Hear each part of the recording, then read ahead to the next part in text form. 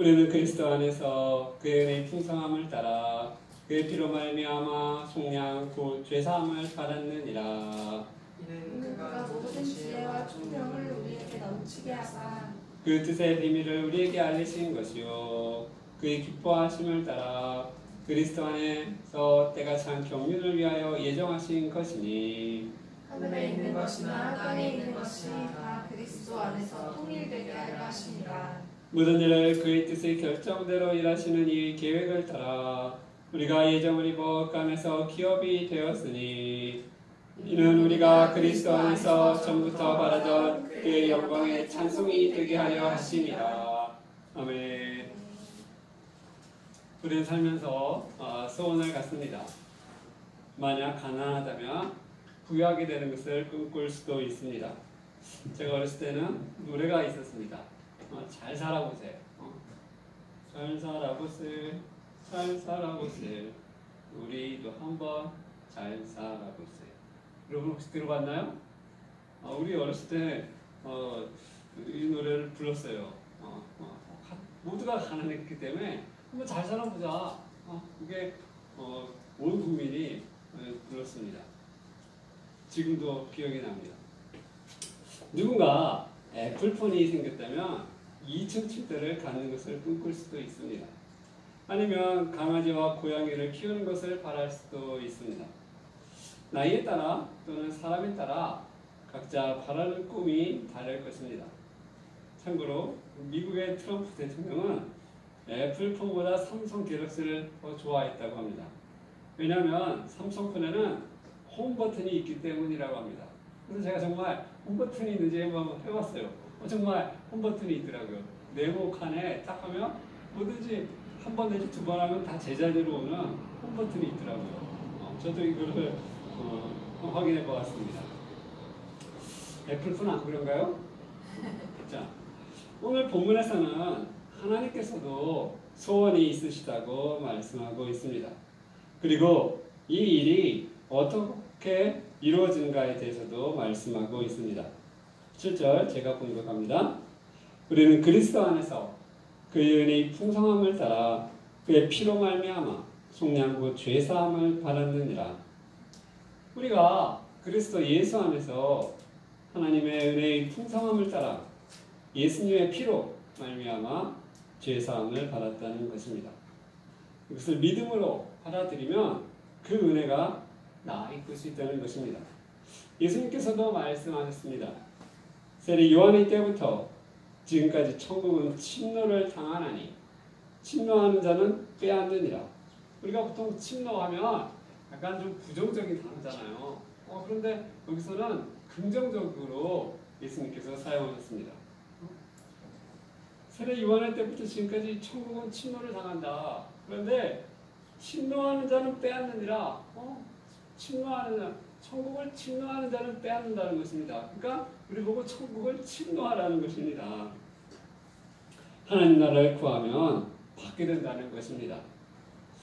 저는 예수님의 피로 죄사함을 받았다는 말씀에 은혜를 받고 결국 신학교에 가게 되었습니다. 예수님의 피로 죄사함을 받았다는 이 에베소서 1장 10절의 말씀에 은혜를 받아서 결국 신학교에 한 6개월 후에 신학교에 가게 됐어요. 자, 이에 대해 8절과 9절 앞부분에서 부연 설명하고 있습니다. 이는 그가 모든 지혜와 총명을 우리에게 넘치게 하사 그 뜻의 비밀을 우리에게 알리신 것이요. 예수님의 십자가의 대속은 하나님의 비밀이라는 것입니다. 우리에게 지혜와 총명을 넘치게 해주셔서 깨닫게 되는 진리라는 것입니다. 십자가 대속은 하나님의 비밀이요. 그냥 비밀만이 아니라 우리에게 지혜와 총명을 넘치게 해주신 다음에 깨닫게 되는 다음 비밀이라는 것입니다. 그리고 또 말씀합니다. 9절 하반부에 그의 기뻐하심을 따라 그리스도 안에서 때가 찬 경륜을 위하여 예정하신 것이니 이제 때가 되어서 알려주신 것이라는 것입니다. 그리고 그 목적을 말씀하십니다. 함께 10절 합독하겠습니다. 시작. 하늘에 있는 것이나 땅에 있는 것이 다 그리스도 안에서 통일되게 하려 하십니다. 이것이 하나님의 첫 번째 소원입니다. 아담과 하와의 범죄 이후 하나님과 세계가 대부분 단절되었습니다. 하나님이 다 먹어도 좋지만 이건 먹지 말라. 이걸 먹으면 죽는다 그랬어요. 그런데 뱀의 유혹을 받아서 아담과 하와가 먹었죠. 하나님과 사람이 단절이 된 것입니다. 그리고 하나님이 아담에게 너 이거 왜 먹었냐? 그때 하와가 줘서 먹었어요. 그러니까 사람과 사람 간에도 이렇게 단절이 된 것입니다. 나의 죄를 아내한테 전가시킨 겁니다. 단절 끊은 그 하와한테도 너는 왜 먹었냐? 뱀이 줘서 먹었습니다.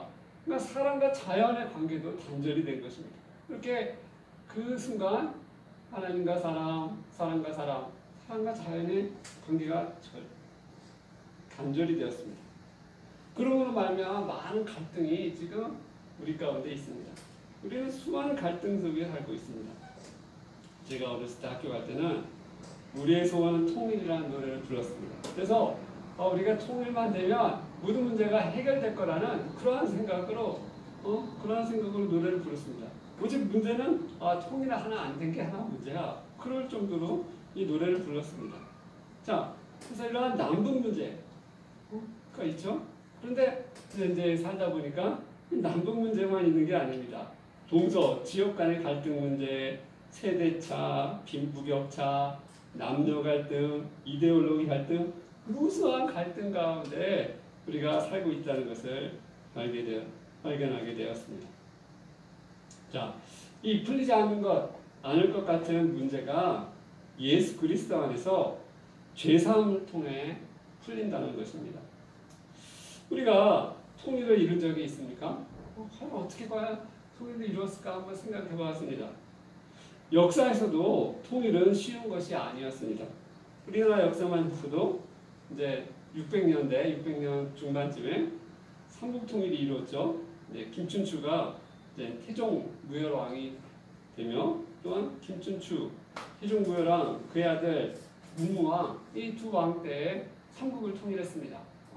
김춘추는 이제 백제를 무너뜨리고 데까지 했어요. 근데 그 이후에 고구려까지 합치는 것은 문무왕, 그 아들 문무왕 때 이루어졌습니다. 그래서 고구려 백제 신라가 하나가 되었습니다. 그러면 우리나라에 거의 통일이라는 것은 첫 번째 이루어진 통일이 아닌가 이렇게 생각이 됩니다. 그리고 그 문무왕의 아들 신문왕, 이렇게 태종무열왕, 문무왕, 신문왕 이 세 왕이 통일을 이룬 왕이었습니다. 자, 지금 우리 세계에서도 동서독 통일이 이루어졌습니다. 그런데 아직도 어려워하고 있답니다. 서독 사람들도 통일에 대해서 힘들어하고 동독 사람들도 자본주의에 적응이 잘 안 돼서 아직도 어려워하고 있답니다. 통일이 그렇게 쉬운 것이 아닙니다. 성경에서도 통일이 있습니까? 자, 이스라엘 역사에서는 처음에 사울, 다윗, 솔로몬 때 통일 왕국이었잖아요. 그런데 계속 하면서 분열되고 결국 북이스라엘이 망하고 남이스라엘 망하고 통일의 그것은 보이지 않습니다. 통일이 쉽지 않다는 것을 보여주고 있습니다. 그런데 한 가정사에서 그 통일이 일어났습니다. 바로 야곱과 에서입니다. 이제 야곱이 형 몰래 장자권을 얻었죠. 형을 속여서 장자권을 얻었습니다. 두 번이나 그랬죠. 하나는 팥죽으로, 하나는 아버지를 속여서 이렇게 장자권을 빼앗았습니다. 그리고는 이제 아람으로 도망갔다가 20년 만에 돌아옵니다. 20년이 지났으니까 야곱은 형이 용서했을 것 같은 그런 기대를 가졌어요. 그래서 가면서 사원을 보냈습니다. 제가 지금 돌아갑니다. 이렇게 사원을 보냈는데 그 사원이 돌아오서 한 말이 에서가 맞으러 오는데 혼자 온 게 아니라 400명의 장정을 데리고 나온다는 것이었습니다. 왜 400명을 데리고 오는 것일까요? 환영해 주러 오는 것일까요? 아닙니다. 복수하려고 오는 것입니다. 복수하려고. 20년이 지났지만 그 에서에 있는 그 그것은 아직 풀려지지가 않은 것입니다. 그래서 그 소식을 들었어요. 그리고는 그날 밤 야복 나루터에서 하나님의 사자와 씨름을 하게 되었습니다. 근데 날이 밝자 이제 천사가 이제 가야 될 시간이 됐어요. 나를 놔라. 못 놓겠다. 그러면서 야곱이 하는 말이 당신이 내게 축복하지 아니하면 가게 하지 아니하겠나이다. 이게 마지막 기회라고 믿은 것입니다. 당신이 나에게 복을 주지 않으면 나 가게 하지 않겠다. 그리고 그 천사가 그 야곱에게 이제 이름을 새로 지어줍니다. 내 이름을 이스라엘이라 하라. 이스라엘은 하나님과 겨루어 이겼다는 뜻입니다. 하나님과 겨루어 이겼다. 사람이 어떻게 하나님과 겨루어 이기겠습니까? 이것은 하나님을 구하였다. 하나님을 찾았다. 뜻일 것입니다. 그리고 이제 그 다음날 아침 이제 야곱은 모든 가족보다 앞서 나아가서 에서를 맞았습니다. 자, 에서가 이제 보입니다. 에서가 어떻게 했을까요? 에서가 막 달려옵니다. 에서가 달려와서는 칼을 꺼냈을까요? 아닙니다. 에서가 달려와서는 야곱을 맞이하여 안고 목을 어긋맞추고 그와 입 맞추고 서로 울었다라고 되어 있어요. 맞이해서 안고 목을 어긋맞추고 입 맞추고 서로 울었다고 나와 있습니다. 야곱이 먼저 다가간 게 아니라 에서가 달려와서 이렇게 야곱을 친동생으로 맞이해 주었던 것입니다. 하나가 되었던 것입니다. 통일이 되었던 것입니다. 스가랴에서는 다음과 같이 말씀하고 있습니다. 만군의 여호와께서 말씀하시되 이는 힘으로 되지 아니하며 능력으로 되지 아니하고 오직 나의 영으로 되느니라.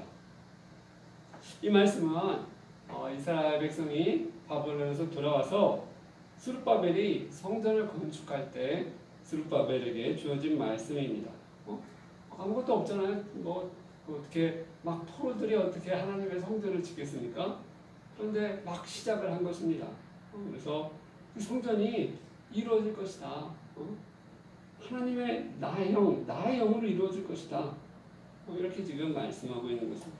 그러나 이것은 성전 건축뿐만 아니라 통일도 하나님의 영으로 된다. 우리는 해석할 수 있습니다. 야곱처럼 우리가 하나님을 찾을 때 통일이 온다는 것입니다. 자, 하나님의 두 번째 소원입니다. 함께 11절, 12절 합독하겠습니다. 시작. 모든 일을 그의 뜻의 결정대로 일하시는 이의 계획을 따라 우리가 예정을 입어 그 안에서 기업이 되었으니 이는 우리가 그리스도 안에서 전부터 바라던 그의 영광의 찬송이 되게 하려 하심이라. 아멘. 그 안에서 기업이 되었으니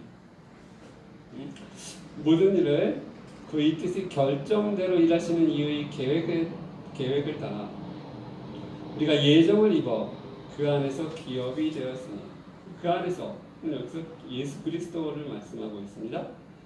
예수 그리스도 안에서 기업이라는 것이 상속자가 되었으니 우리가 상속을 받는 자가 되었다. 상속자가 되었다는 것입니다. 예수 그리스도 안에서 우리가 이제 하나님 나라가 올 때 우리에게 상속받는 그런 상속자가 우리가 되었다는 것입니다.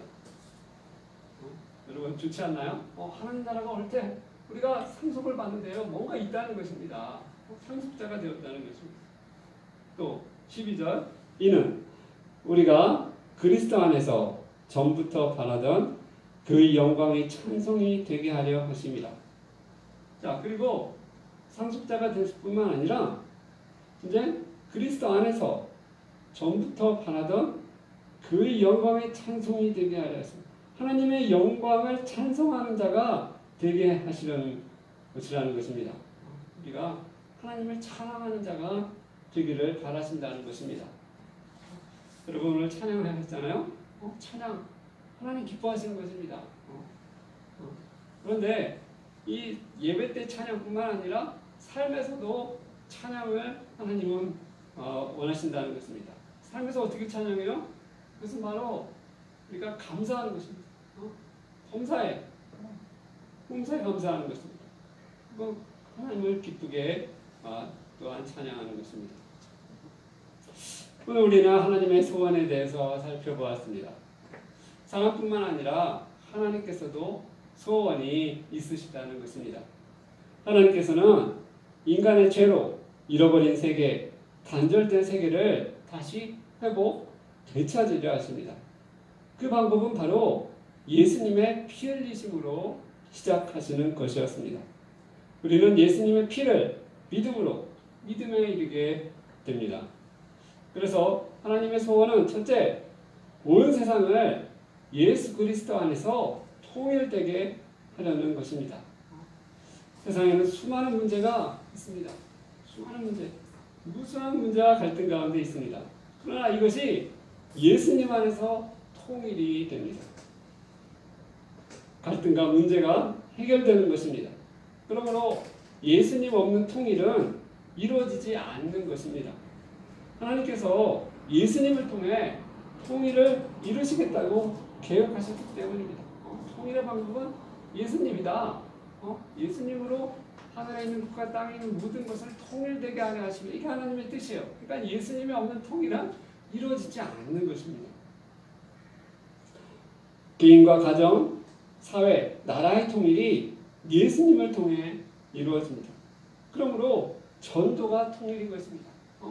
누구를 이렇게 예수님께 데려오는 거, 이게 바로 통일의 길인 것입니다. 하나님의 소원 두 번째는 우리가 그리스도 안에서 하나님의 영광의 찬송이 되는 것입니다. 하나님의 영광을 바라보며 그분을 찬양하는 자가 되기를 하나님은 바라시는 것입니다. 이것은 예배에서뿐만 아니라 삶에서 하나님께 감사와 찬양을 드리는 것입니다. 범사에 감사하는 것입니다. 내 입술에 감사가 흘러나오는 것입니다. 우리 모두 대속의 주님의 보혈을 믿고 주 안에서 하나 되며 하나님께 감사 찬양하는 우리 모두가 되시길 축원합니다. 말씀을 생각해서 기도하시겠습니다.